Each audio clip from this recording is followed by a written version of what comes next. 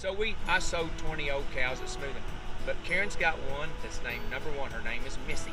She's a 10, and she's got the prettiest row of teeth you've ever seen for a 10-year-old. Kurt says she can't be 10. So Karen pulled the picture up. To this day, she can walk out there and that cow can be at the other end and she'll holler Missy and she'll turn her tail up like a monkey and she'll take off for Karen and she'll stand right next to her and she'll walk up real slow and she'll put her head and raise Karen's arm up. And she knows that's her mama. That's her mama. You can't replace stuff like that. No.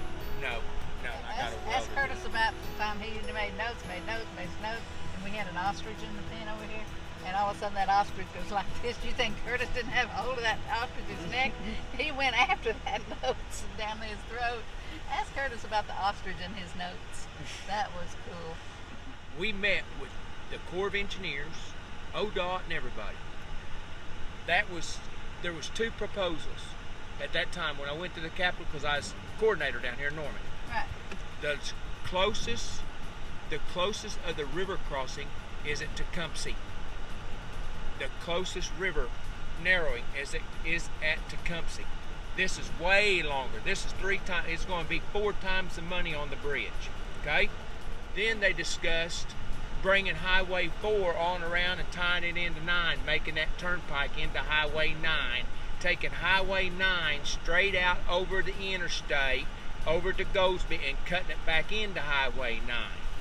Because there's a river crossing there where the old, you probably remember, where the old railroad tracks went across. Yeah. That is a close narrowing there. So remember that when you go to a meeting. Why is that not being used when you're going to have to string a bridge over 500 feet through here with 2 bridges because we got 2 creeks? There's no need in it.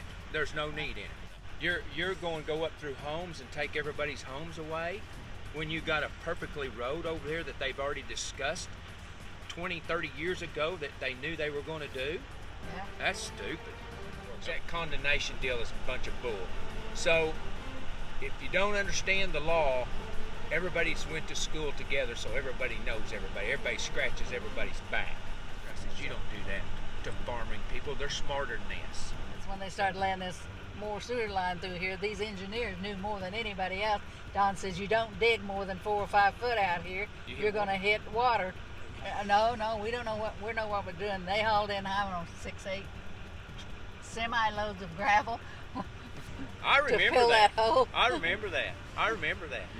I'm just like you. I worked with them, ma'am, and let me tell you, every time I took them out to a big job site, they'd walk around. I said, "Don't trip over your own feet now."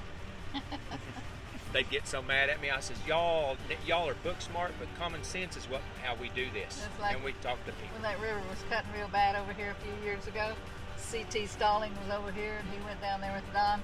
And Don says, we might ought to back up a little bit. And like C.T. said, well, it's like I'm not so stupid that I'm going to fall in the river.